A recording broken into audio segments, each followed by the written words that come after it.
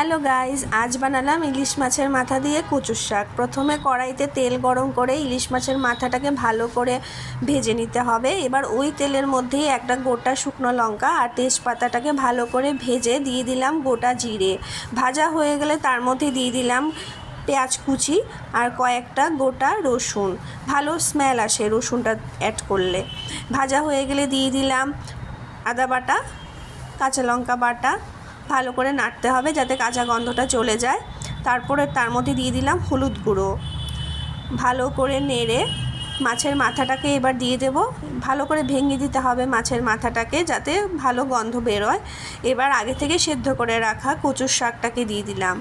ভালো করে কচুর শাকটাকে মেশাতে হবে মশলাটার সঙ্গে যাতে পুরো কচুর শাকের সঙ্গে মশলাটা মিশে যায়, প্লাস ইলিশ মাছের মাথার গন্ধটাও যাতে পুরো শাকের মধ্যে ছড়িয়ে পড়ে। এবার পরিমাণ মতো নুন দিয়ে দিলাম।